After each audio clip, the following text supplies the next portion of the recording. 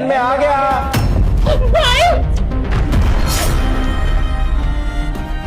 भैया इसका भाई आ गया, अब जाके देखो, मैं इसको देखती हूँ। मान के रखे सुन, बाहर मत आइए, पहले बता रहा हूँ।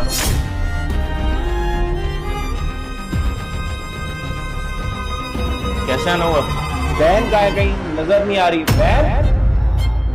नहीं, वो घर पे नहीं है, वो दोस्तों के साथ बाहर घूमने गई है, मुझे थोड़ी देर पहले बोल के गई थी। वो आजकल क्या चल रहा है लोगों का, मतलब जो औरतें पार्टी करती है शादी के बाद, किटी पार्टी, वहां पे गई। लेकिन आज सुबह ही तो मेरी बात हुई थी कि मैं आज उसको घर लेके जाने के लिए आ रहा हूँ, तो मुझे तो उसने बोला था कि मैं रेडी रहूंगी। वो ऐसे कैसे जा सकती है? अब आपकी बहन है, आप तो मुझसे ज्यादा बेहतर समझते होंगे। उसका मन था पार्टी करने का, अब आपकी बहन के आगे मेरी तो जुबान खुलती नहीं है ना, तो मैंने बोल दिया चलो ठीक है पार्टी कर लो। अच्छा, अब कब तक आएगी? जैसी शाम में आएगी मैं बात करवा दूंगा। ठीक है, ये कुछ मिठाई थी आप लोगों के लिए। ठीक है, थैंक यू। आप थोड़ी देर बैठ सकते हो अगर आप चाहो तो। नहीं नहीं, कोई बात नहीं, जब बहन आएगी तो मैं आ जाऊंगा। ठीक है, मिलता हूँ फिर आपसे, मैं बात करवा दूंगा आपकी बहन की।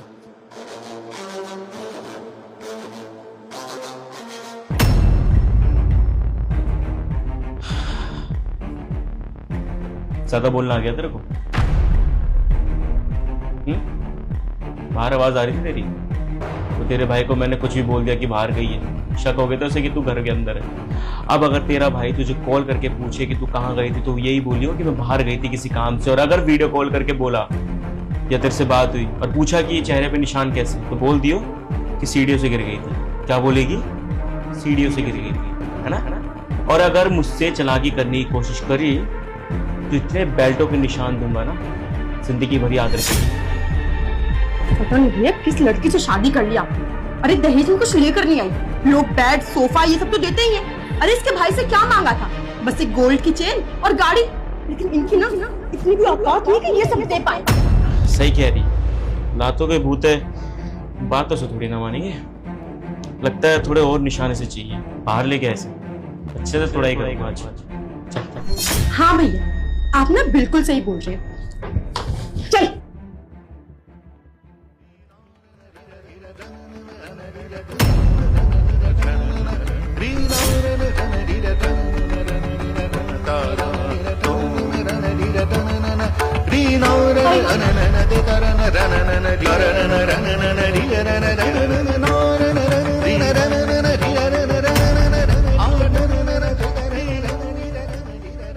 इंसान हो या फिर जानवर, मैंने अपनी बहन की शादी ऐसे नहीं कराई थी। मैंने अपनी बहन इस घर में ऐसे नहीं दी थी। क्या हाल बना रखा है मेरी बहन का? शर्म आती है तुम दोनों को? क्या हाल बना रखा?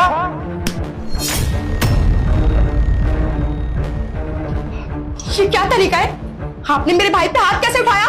तू लड़की ना होती ना, तेरे ऊपर भी हाथ उठाता। वो तो मेरे संस्कारों ने रोक रखा है कि मैं तेरे को कुछ कर नहीं रहा। तेरी हरकतें तो ऐसी है ना, तुझे हर दूसरे मिनट पर थप्पड़ पड़ना चाहिए।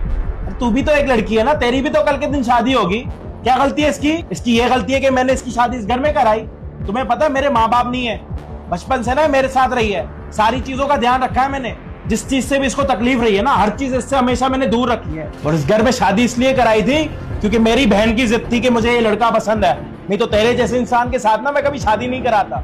और मैंने अपनी बहन को 20 बार ही बोला था कि इस घर में शादी मत कर, इनका स्टेटस और इनका रिकॉर्ड अच्छा नहीं है। आसपास के मोहल्ले में ना 20 बार ही आगे मैं पूछ के गया था तुम लोगों के बारे में पूछने के लिए। सबने बता दिया था कि तुम लोग कैसे हो। समझ आई? तुम लोगों की असलियत तो मुझे पहले से ही पता थी, लेकिन मुझे लगा कि क्या पता शादी के बाद तुम बदल जाओ। क्या दिक्कत है तुम्हें? हाँ तो क्या गलत किया? अगर इतनी ही दिक्कत थी तो अपने औकात अनुसार शादी करते ना किसी और घर में। अरे हमारे पास क्या नहीं है? गाड़ी बंगला सब कुछ है। और तुमने शादी में क्या दिया? बस सोफा बेड एसी। अरे ये सब तो सबको ही देते हैं। मेरे भाई की शादी अगर किसी और घर में होती ना, तो आज मैं सोने से खेल रही होती। पूरे गले में कान में हर जगह सोना सोना होता मेरे। अच्छा, भगवान ने हाथ पैर नहीं दिए, खुद कमा नहीं सकते, और शादी में जितनी चीजें हमने दी है ना, इतने लायक तुम लोग हो भी नहीं। समझ आई? पूरे 15 लाख रुपए कैश लिए तुम लोगों ने, एक बुलेट बाइक लिए तुम लोगों ने, और ऊपर से जितना भी घर का गोल्ड था ना वो भी दिया। फिर अगर तुम ये बोलोगे कि इस रिश्तेदार को ये दो, उसको वो दो, ऐसे तो हम दुनिया भर को देते रहेंगे। अगर मेरी बहन की शादी इस घर में हो रही है ना, तो मैंने ना इस घर का जिम्मा उठाया, ना कि तुम्हारे पूरे रिश्तेदारों का। और शादी के बाद क्या हाल बना रखा है? ये हाल बना रखा है मेरी बहन का। ये देखो क्या हाल बना रखा, फूल जैसी मेरी बहन है। क्या हाल बना रखा, तू भी तो एक इंसान है ना, शादी हुई है ना, कल के दिन तेरी बहन की भी शादी होगी। तुझे लगता है कि आज के दिनों में हमने इतना गोल्ड कम दिया, तो एक काम करियो, अपनी बहन की शादी कराइयो, तब तुझे पता लगेगा कि बहनों की शादी करना कितना मुश्किल है। जब एक बार अपनी बहन की शादी कराएगा, इसका कन्यादान करेगा ना, उसी टाइम तुझे पता लग जाएगा कि तूने दुनिया का कितना बड़ा काम करा।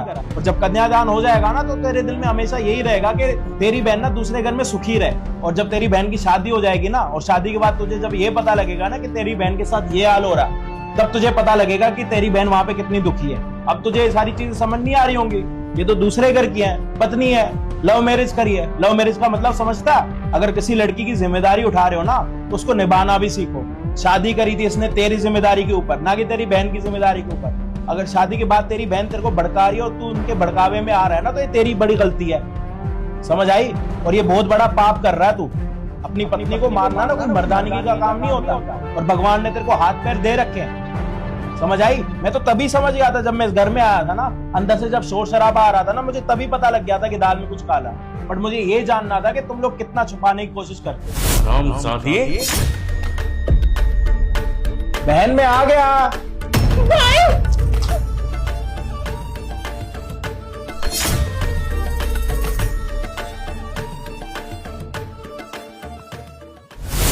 तुम लोगों की औकात में तभी समझ गया था कि तुम लोग क्या चाहते हो, इसलिए मैं बाहर खड़ा होकर इंतजार कर रहा था कि तुम लोग कितना गिर सकते हो। और आखिरकार मुझे पता लग गया कि तुम लोग कितने गिरे हुए इंसान।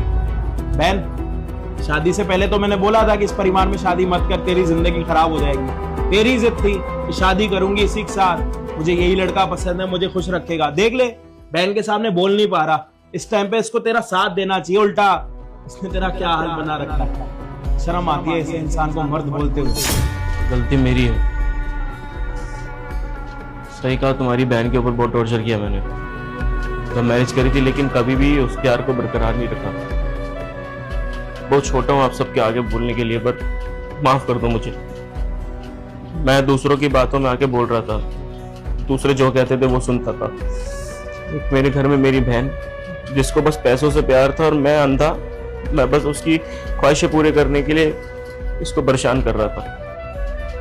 दूसरे मेरे दोस्त, ऑफिस में जो दोस्त मेरे साथ रहते थे, मुझे ये कहते थे कि जो औरत चाहता है उसको हमेशा अपने काबू में रख, अपनी बीवी को अपने काबू में रखेगा ना, तो तेरी बात से आगे नहीं जाएगी, जिंदगी भर तेरी गुलाम बन के रहेगी। तो कभी भी तू उसे बोलेगा ना, तो किसी चीज के लिए मना नहीं करेगी। मेरे दिमाग में भूसा भरा था कि उनकी बातों पे यकीन कर लिया। सोचता था कि अगर इसे मार पीट के रखूंगा, इसको अच्छे से नहीं रखूंगा, तो मेरी हर बात मानेगी। गलत है यार, मुझे ही नहीं पता था कि शायद मैं कितना बड़ा गुनाह कर रहा हूँ, इसको परेशान करके अपने नरक के द्वार खोल रहा हूँ। मुझे माफ कर दो, मैं ऐसा इंसान नहीं था, मैं नहीं बनना चाहता था ऐसे। दोस्तों की बातें ऑफिस में उनके साथ रहना, जो मुझे बोलते थे, ये घर में ये मेरी बहन, मुझे ऐसा लगता था कि सही बोल रहे हैं दोनों, सही सिखा रहे हैं। उनकी बातों में खुद को कितना जल्लाद बना चुका था, लेकिन अब खुद से घिन आ रही है मुझे जब आप दोनों ने ऐसा समझाया। माफ कर दो यार दोनों। अच्छा, अपनी दोस्तों की बातों में आया था ना, एक काम कर, पहले तू ये डिसाइड करके तुझे क्या करना है जिंदगी में, अपनी पत्नी के साथ रहना है या फिर दोस्तों की और अपनी बहन की बातों में आना। और जब तुझे लगे कि तुझे अपनी पत्नी के साथ रहना, तो आज ही उसको घर पर लेने के लिए। और एक हफ्ते के अंदर अगर नहीं आया, अपना तूने फाइनल डिसीजन नहीं लिया ना, तो उसके बाद ना हम पता है क्या करेंगे, तेरे ऊपर डोमेस्टिक वायलेंस का एलिगेशन लगाएंगे, समझ आई? ऐसा केस करूंगा ना तेरे ऊपर, जिंदगी भर ना कहीं जाने का रहेगा ना आने का रहेगा, समझा? अगर मेरी बहन को परेशान करा ना, तो पूरी जिंदगी तुझे ही परेशान रखूंगा। अब लेके जा रहा हूँ अपनी बहन को, साथ देना है तेरे पास। चल गए।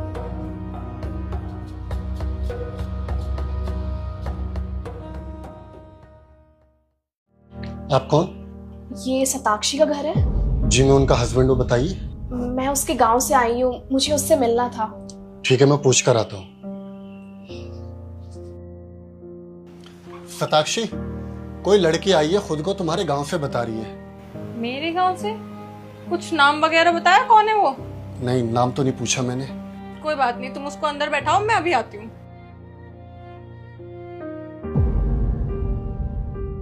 आप अंदर आके बैठी। जी। हाँ, प्लीज, मैं सताक्षी को बुलाता हूँ। अरे दीक्षा, तुझे कितना कॉल किया, कहाँ थी तू इतने टाइम से? बैठ बैठ। मैंने तुझे कितनी कॉल ट्राई की, तूने नंबर चेंज कर लिया है ना? हाँ। तो बताएगा कौन मुझे? तुझे अच्छे से पता है ना, बचपन से हम कितने अच्छे फ्रेंड हैं। तेरे अलावा आज तक मैंने कोई फ्रेंड नहीं बनाई, और तू तो एकदम गायब है, भूल गई है मुझे कि कोई मेरी सताक्षी नाम की फ्रेंड थी भी। आज तू रास्ता तो नहीं भटक गई थी ना कि मेरे घर आ गई तू? ऐसा कुछ नहीं है, आप मुझे गलत समझ रही हो। क्या बोला तूने? दोबारा बोलियो। आप? तेरा दिमाग खराब हो गया है? तू मुझे आप बोलेगी? बचपन के दोस्त हैं यार, हम साथ में खेले हैं, साथ में हमने खाना खाया है। तुझे याद है तेरा लंच छीन के खा जाती थी मैं, और तू मुझे आप बोलेगी? तू बोल चल। अच्छा ये बता, कैसी है तू? मैं बहुत अच्छी हूँ, लेकिन तुझसे गुस्सा हूँ यार। क्यों? अच्छा, सालों बाद आ रही है, अपना मुंह दिखा रही है सालों बाद, और कह रही है मैं गुस्सा क्यों? ये भी बताना पड़ेगा मुझे। माफ कर दे यार, मेरी जिंदगी एकदम ऐसे बदल गई, किसी को कुछ बताने का मौका ही नहीं मिला। और तू तो मेरी कितनी अच्छी दोस्त है। वो हुआ ये, मम्मी पापा ने अचानक से मेरी शादी करा दी, और गांव से फिर हम यहाँ शहर आ गए थे। तुझे पता है, मेरा एक बेटा भी है। तूने शादी कर ली और तूने मुझे इनवाइट भी नहीं किया, और बेटा भी हो गया। वाह, तालियां बजाऊं या पार्टी करवा दूं तेरे लिए मैं? बता रही हूँ ना तुझे, सब कुछ इतना अचानक से हुआ, बताने का मौका ही नहीं मिला। और मेरे पास तेरा एड्रेस भी नहीं था। गांव में शादी हुई मेरी, शादी के बाद सीधा यहाँ आ गई, और यहाँ इस शहर में किसी को जानती भी नहीं थी मैं। वो तो माँ बाबू जी से तेरे लिए मैं बात कर रही थी कि कहीं से तेरा एड्रेस या तेरा नंबर मिल जाए। तो उन्होंने मुझे बताया कि आप दोनों की जब शादी हुई, आपने मेरे घर पे कार्ड भेजा होगा शादी का, तो वहां से मुझे तेरा एड्रेस मिला इस घर का। तो मैं यहाँ तेरे पास तुझसे मिलने चली आई। चल ठीक है, बचपन की फ्रेंड है तो मैंने माफ कर दिया। अब तुझे माफ नहीं करूंगी तो किसको माफ करूंगी? अरे भाई, आपस में तुम लोग गप्पे लड़ाते रहोगे, मुझे बताओगे भी ये आखिर है कौन? बातों में इतना बिजी हो गई कि बताना ही भूल गई। तुम्हें मैं हमेशा से बताती थी ना कि मेरी स्कूल में एक बहुत अच्छी फ्रेंड थी, मेरी बेस्ट फ्रेंड। यहाँ तक कि स्कूल में हम दोनों की जोड़ी हिट थी हिट, कि हम दोनों सबसे अच्छे फ्रेंड हैं। तो ये वही तो फ्रेंड है मेरी। क्या हुआ, तुम बहुत उदास लग रही है, कोई दिक्कत है क्या? मुझे ना कुछ पैसों की जरूरत है। तू कुछ भी काम मुझे बताएगी ना, घर में झाड़ू पोछा साफ सफाई बर्तन, मैं सारा काम कर लूंगी। बस मुझे काम चाहिए, मुझे पैसों की बहुत ज्यादा जरूरत है। मेरे बच्चे की तबीयत खराब है, हॉस्पिटल में एडमिट है अभी भी, और मेरे पति की भी जॉब छूट गई है।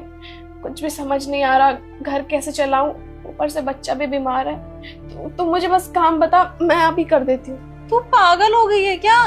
मतलब तूने मुझे इतना पराया कर दिया कि तू मेरे से मदद मांगेगी या फिर मैं तेरी मदद करूंगी तो उसके बदले में तेरे से काम करवाऊंगी घर का? अगर तुझे मदद चाहिए तो तू मुझसे बोल सकती है यार, इतना पराया मत कर प्लीज। सैम सुनो, अलमारी में कुछ पैसे होंगे, लेकर आना। यार ऐसे मत। चुप, बिल्कुल चुप, एक बात नहीं सुनूंगी मैं तेरी। जब से आई है बड़बड़ाई जा रही है फालतू की बातें।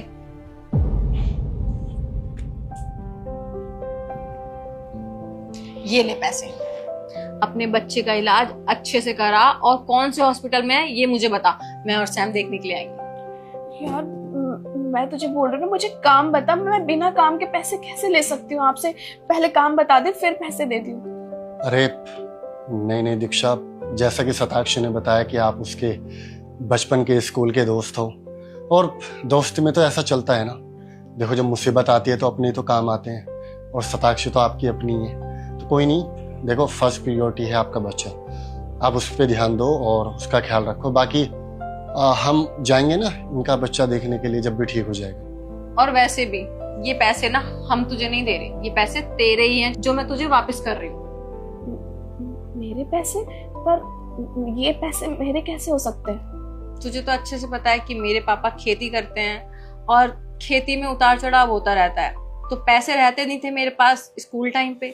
और एक बार तूने मेरी फीस भरी थी, मैम ने तो सख्त बोल दिया था कि अगर फीस इस डेट तक नहीं आई तो तुम्हें स्कूल से निकाल देंगे। तूने मेरी कितनी बार फीस भरी है, तो मैंने तुझे उसी के पैसे वापस करे हैं। यार स्कूल की फीस तो सिर्फ 400 रुपए थी, 400 रुपए के बदले तो मुझे इतने सारे पैसे दे रही है। अच्छा ठीक है, चलो मान लो तूने 2-3 बार मदद करी तो 800 मान ले। अब 800 रुपए को आज कितने साल हो गए, उसका इंटरेस्ट भी तो लगाना पड़ता है ना। तू टेंशन मत ले, तू अपने बेटे का इलाज करा अच्छी से अच्छी जगह, और अगर और पैसों की जरूरत हो ना तो बिना सोचे समझे मुझे कॉल कर लियो, मेरे घर आ जाइयो कभी भी, any time. Okay? Thank you यार। एक मदद और चाहिए मुझे तेरी, अगर तू बुरा ना माने तो। वो तूने ये पैसे तो दे दिए, पर ये पैसे भी कितने दिन चलेंगे? ज़्यादा से ज़्यादा 1-1.5 महीना। मेरे पति की ना जॉब छूट गई है, काम से निकाल दिया उन्हें। यहाँ कहीं आसपास कोई काम हो, छोटा बड़ा कैसा भी मेरे पति कर लेंगे, तो तू बस मेरी इतनी मदद कर दे, मेरे पति की कहीं नौकरी लगवा दे। अच्छा रुक, सैम अपने ऑफिस का कार्ड देना। हाँ ऑफिस का कार्ड है, और वहाँ पे ना एम्प्लॉइज की नीड है, तो शायद कोई ना कोई काम तो मिल ही जाए। ये रहा। ये कार्ड सैम के ऑफिस का है, अपने पति को बोलियो इस पे कॉल कर लेंगे। और ऐसा करियो कल तू अपने पति को भेज ही दियो यहाँ पे, सैम उन्हें सबको समझा देंगे अच्छे से, ठीक है? मेरी दोस्त कितनी अच्छी है, आज भी बचपन की तरह बहुत समझदार और बिल्कुल नहीं बदली। वो दोस्ती कैसी जिसमें इंसान बदल जाए, बता। चल अब तो आराम से पहुंच, अपने बच्चे का इलाज करा और ध्यान रख। पर हाँ, मेरे नंबर पे एड्रेस जरूर सेंड कर दियो मुझे, ठीक है? ठीक है, अब मैं चलती हूँ। ठीक है।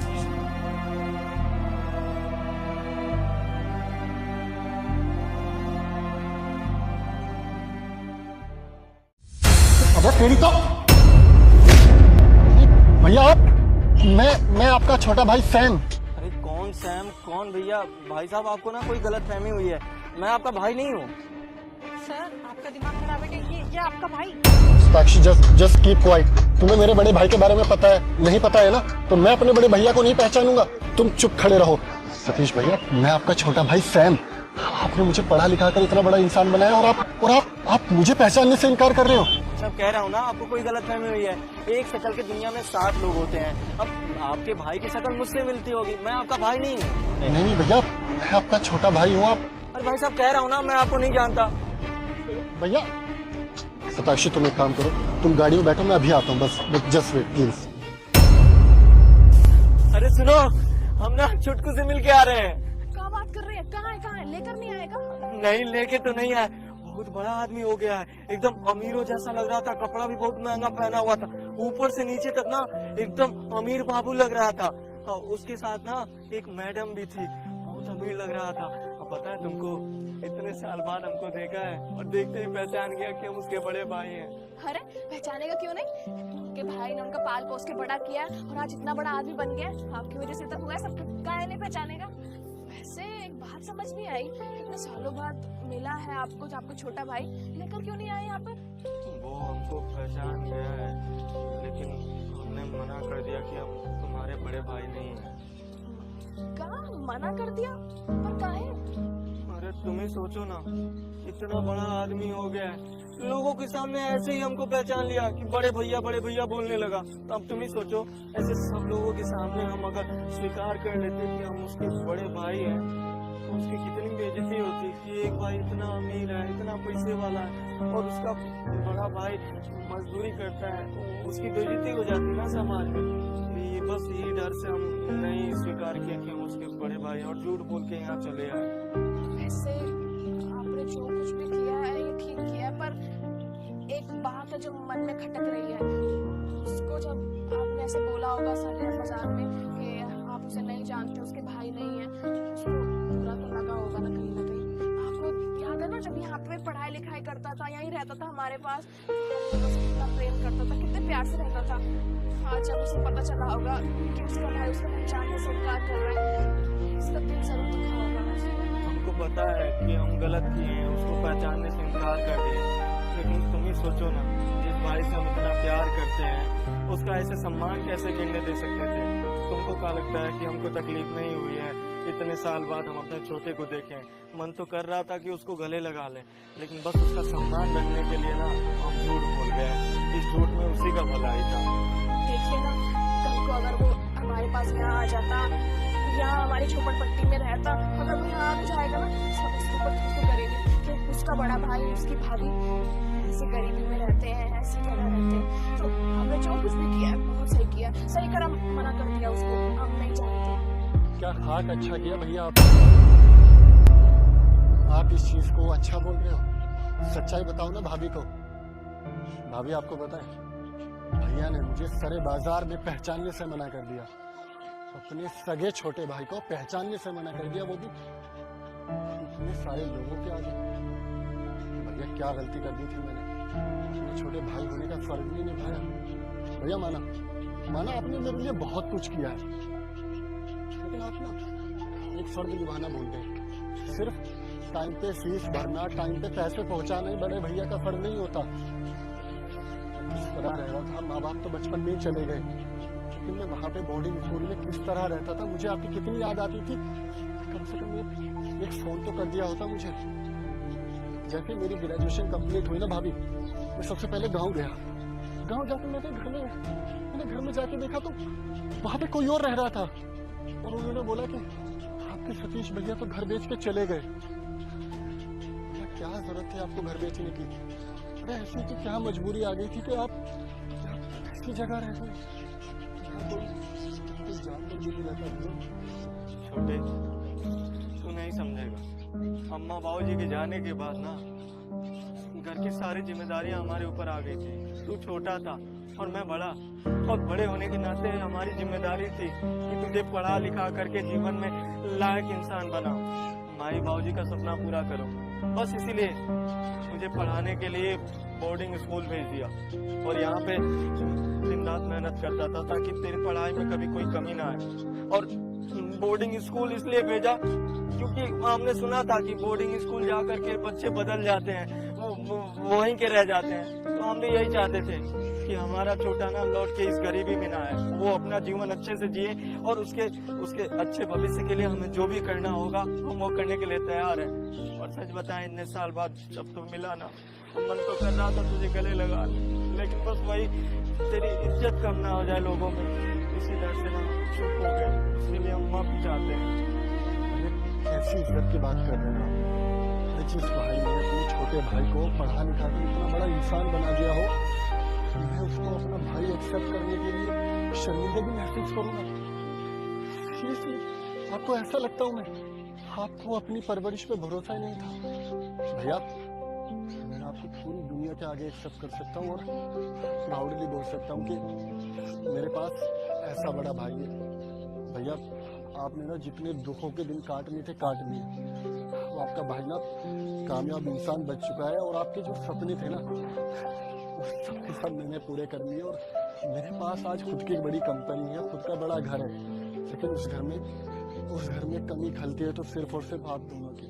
भैया मैं आपके आगे हाथ जोड़ता हूँ, प्लीज मेरे साथ मेरे घर में चलो। मैं बहुत अकेला महसूस करता हूँ वहाँ पे।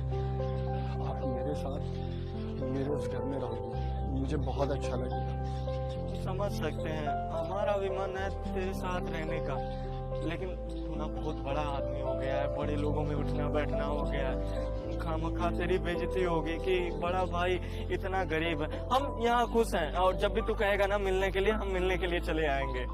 भाभी आप समझाओ ना भैया को, इसने तो अपने बाप का फर्ज निभा लिया, मुझे भी तो बेटे और छोटे भाई होने का फर्ज निभाने दो ना। मैं आप लोगों से वादा करता हूँ, आप लोग बैठ के आराम करोगे, कमाऊंगा मैं। आप अगर घर में रहोगे तो जैसे बाप का सहारा होता है ना, ऐसे ही बस भैया भाभा का मेरे ऊपर सहारा रहेगा, तो मैं उसमें खुश रह लूंगा। और मैं कभी आपको किसी चीज़ की कोई कमी महसूस नहीं होने दूंगा। प्लीज आप मेरे साथ मेरे घर में चलो। मान जाइए ना, छोटा भाई इतना बोल रहा है, चल के रहते हैं ना इनके साथ ही। चलो आप ज्यादा मत सोचो, चलो।